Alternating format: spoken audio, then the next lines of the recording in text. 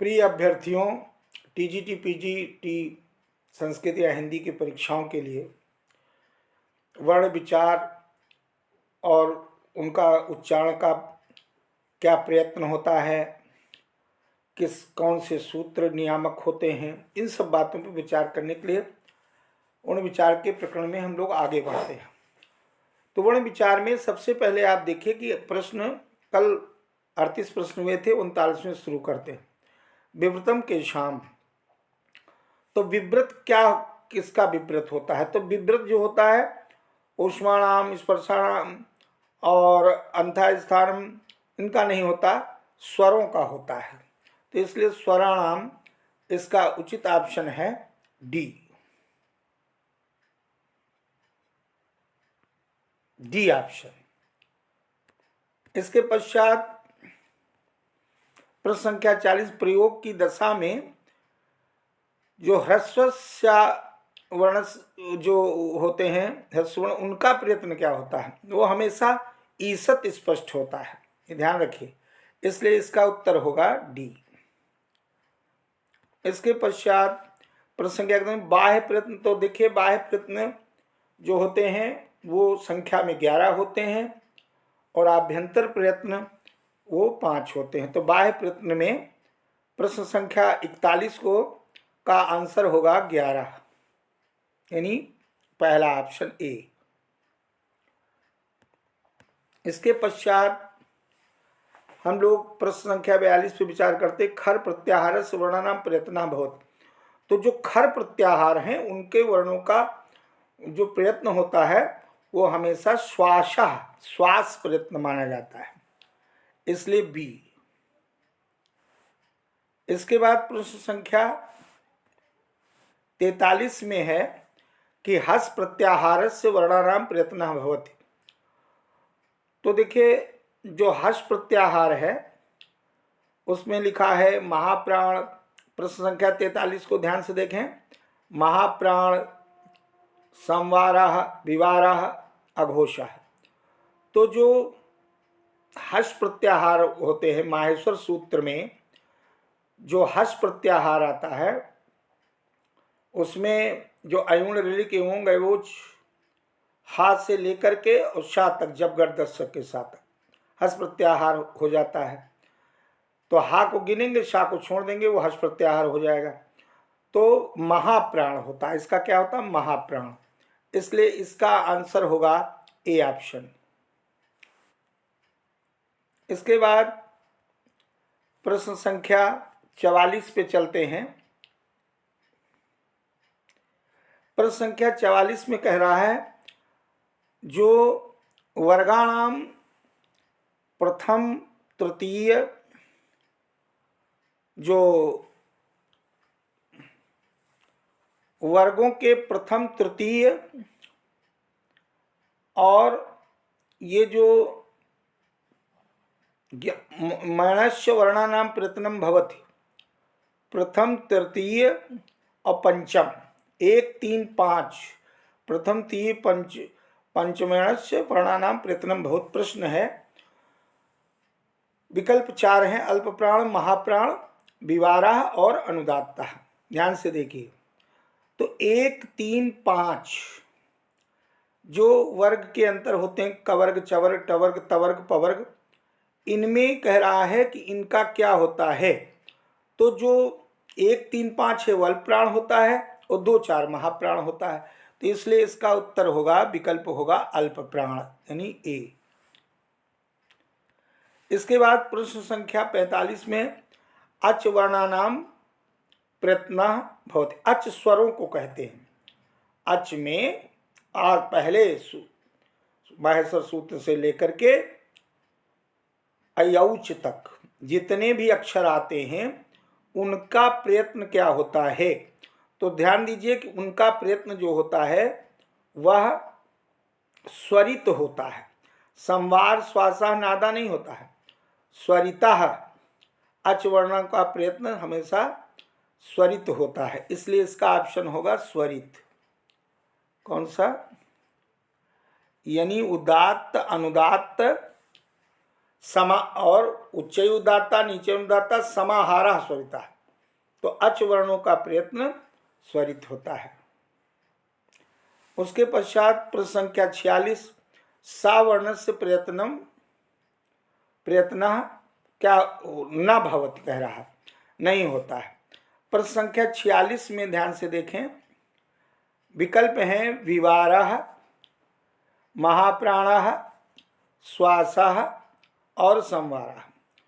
तो प्रश्न संख्या 46 में आप ध्यान से देखें तो उसमें जो संवार है, पुनः मैं एक बार रोल करके दिखाता हूं कि शा वर्ण से प्रयत्न न भवति, तो शा वर्ण का प्रयत्न कभी भी संवार नहीं होता। विवार, महाप्राण, श्वासा और डी संवार। इसलिए एप्रोप्रिएट आंसर होगा संवार। इसके पश्चात संवार प्रयत्ने कति वर्णाः भवन्ति, संवार के प्रयत्न में कितने वर्ण होते हैं? तो ध्यान दीजिए, संवार के प्रयत्न में 20 वर्ण होते हैं। जो संवार प्रयत्न किया जाता है उसमें 20 वर्ण की संख्या है, 20 की संख्या है, इसलिए इसका उचित विकल्प होगा 20 यानी कि बी। उसके पश्चात अल्प प्राणः प्रयत्ने कति वर्णाः। प्रश्न संख्या 48 को ध्यान से देखें कि अल्प प्राण के प्रयत्न में कितने वर्ण होते हैं?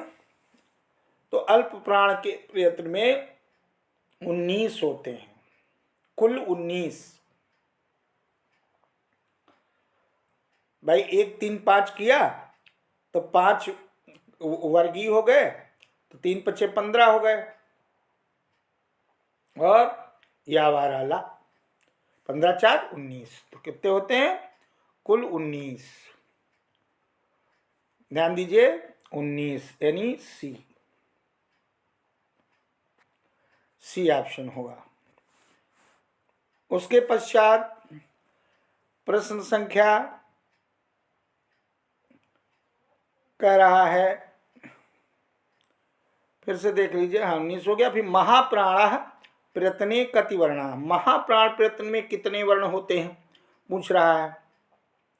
तो महाप्राण प्रयत्न में जो आप ध्यान दें कि कवर्ग, चवर्ग, टवर्ग, तवर, पौर के हो गए 10 और 4 हो गए महाप्राण जो ऊष्म या संघर्षी व्यंजन, तो इसलिए कुल कितने हो गए? 14। संख्या कितनी हो गई? 14। ये वाला डी विकल्प सही होगा। इसके बाद प्रश्न संख्या 50 में है, कस्मिन् प्रयत्ने त्रयोदश वर्णाः न भवन्ति, कह रहा है न भवन्ति। तो कस्मिन् प्रयत्न, किस प्रयत्न में 13 वर्ण नहीं होते हैं? तो देखिए, विवार में भी होते हैं, श्वास में भी होते हैं, अघोष में भी होते हैं।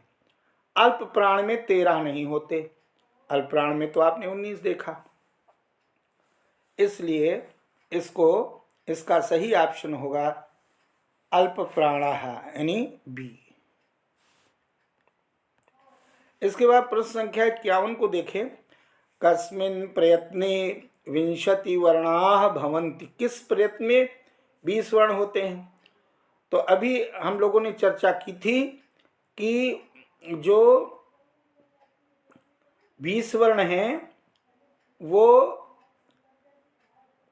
आप लोगों ने देखा था कि जो संवार वर्ण होते हैं, प्रयत्न होता संवार, उसमें 20 वर्ण होते हैं, इसलिए इसका समुचित विकल्प होगा संवारे। संवारे। उसके बाद प्रश्न संख्या 52 को देखें, वर्णोच्चारणे मुखस्य उद्घाटनम कथ्यते, वर्णों के उच्चारण में जो मुख का उद्घाटन यानी मुख का खोलना है, तो मुख जब खुलता है तो विवार, उसको विवार कहते हैं। संवार लिखा, संवारः नादः श्वासः विवारः, इसको विवार, मुंह खुल जाता है तो उसी को कहते विवारः। यानी ऑप्शन होगा डी।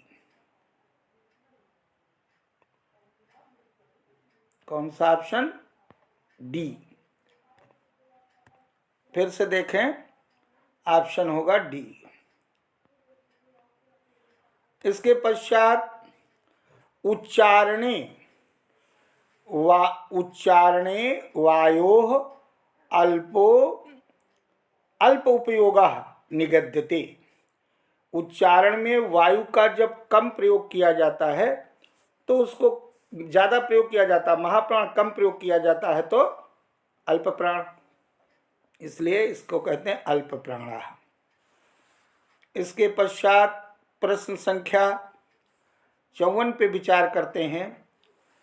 वर्णोच्चारणम मुखस्या विकासः कथ्यते। वर्णों के उच्चारण में जो मुख का विकास है, जो मुख खोलते हैं, उसको क्या कहते हैं? वर्णों के उच्चारण में मुखस्य अविकासः, मुखस्या अविकासः, मुख नहीं खोलते तो संवार हो जाता है, मुख खोलते हैं उद्घाटित करते हैं तो विवार हो जाता है। इसलिए इसका सही ऑप्शन होगा बी। कौन सा होगा? B option. प्रश्न संख्या 55 को देखें। माहेश्वर सूत्राणाम अपरम नामम च। ये बहुत ही प्रचलित प्रश्न है कि माहेश्वर सूत्र का दूसरा क्या नाम है। तो आप सब जानते ही हैं कि माहेश्वर सूत्र का दूसरा नाम अक्षर समाम्नाय भी है, प्रत्याहार सूत्रम भी है, वर्णमाला सूत्रम भी है, यानी ये तीनों हैं। तो ये चौथा ऑप्शन सर्वे क्या हो जाएगा? सर्वे। इसके पश्चात प्रश्न संख्या 56 में देखें। अंतिम वर्णात् पूर्व वर्णस्य भवति। अंतिम वर्ण से जो पूर्व वर्ण का वो क्या कहलाता है? बहुत बढ़िया प्रश्न है। उपधा संज्ञा, टी संज्ञा, घू संज्ञा और उसके बाद आया घी संज्ञा। उपधा संज्ञा, टी संज्ञा और घू संज्ञा और घी संज्ञा। तो अंतिम वर्ण से पूर्ण का वर्ण अलो अंत्याद पूर्व उपधा। जो वर्ण है स्वर व्यंजन, उनमें अंतिम वर्ण से ठीक पहले का वर्ण क्या उसकी संज्ञा क्या होती? उपधा। सूत्र है पाणिनि का अलो अंत्याद पूर्व उपधा। अल का मतलब स्वर व्यंजन दोनों, इसलिए ए ऑप्शन। प्रश्न संख्या 57 में आइए। उदित वर्णाः कति। बहुत अच्छा प्रश्न है कि उदित वर्ण कितने होते हैं। तो देखिए, उदित वर्ण जो होते हैं वो 25 होते हैं, जिनको स्पर्श व्यंजन भी कहते हैं, जिनको वर्गीय व्यंजन भी कहते हैं, उन्हीं को उदित वर्ण भी कहते हैं। 25 यानी सी ऑप्शन। उसके बाद प्रश्न संख्या अणुदित इत्येनयोः संज्ञा भवति। बहुत अच्छा प्रश्न है। कहते हैं उनकी जो अणुदित इत्येनयोः संज्ञा, श्रवण संज्ञा के सूत्र में इसका प्रयोग पाणिनि ने किया है। अणुदित इति अनयोः संज्ञा भवति से सूत्र से श्रवण संज्ञा का विधान किया जाता है। किसका विधान किया जाता है? श्रवण संज्ञा का विधान किया जाता है। तो जो श्रवण संज्ञा का विधान है वो प्रश्न में बी ऑप्शन सही है, बी ऑप्शन। उसके बाद प्रश्न संख्या 59 में ऋकार संज्ञा क्या होती है? ऋकार संज्ञा का मतलब, ऋकार संज्ञा का कहा कि अष्टादशानाम त्रिंशतः विंशतेः द्वादशानाम। प्रश्न बहुत अच्छा है। इसमें देखिए, जो ऋकार संज्ञा कह रहा है, रि वर्ण कितने नहीं, वो होता है त्रिशतः। कितना होता है? त्रिशतः। 59 का ऑप्शन क्या होगा? बी। उसके पश्चात प्रश्न संख्या 60 अंतिम। अनुनासिक अननुनासिक भेदेन दुधा भवन्ति। बहुत अच्छा प्रश्न है। कहते हैं कि जो अनुनासिक और अननुनासिक, अनुनासिक और अननुनासिक भेद से दो भेद होते हैं, यानी दो प्रकार के होते हैं अनुनासिक और अनुनासिक से। तो वो होते हैं या व ला, अनुनासिक और अनुनासिक भेद से दुधा, इनको कहते हैं छत्रंग्या, श श श, या व ला और स्पर्श वर्ण। ये 4 ऑप्शन दिए हैं। तो अनुनासिक अनुनासिक भेद से दो भेद होते हैं, यवलाह। किसका होता है? यवलाह। इसलिए इसका समुचित ऑप्शन होगा सी। क्या होगा? सी। क्योंकि अनुनासिक और अनुनासिक भेद से दो प्रकार के होते दुधा, तो वो या व ला, रा उसमें भी छोड़ दिया गया है, ये जान लीजिए। या व ला केवल जो अंतस्थ व्यंजन होते हैं उनको अनुनासिक और अनुनासिक भेद से दो प्रकार कहा जाता है। इस प्रकार ऑप्शन हुआ सी।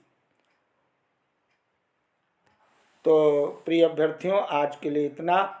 इस वर्ण विचार के उम्मीद है कि ये 60 प्रश्नों का हल आप अगर रट लेते हैं, समझ लेते हैं, तो आपका बहुत लाभ होगा। धन्यवाद।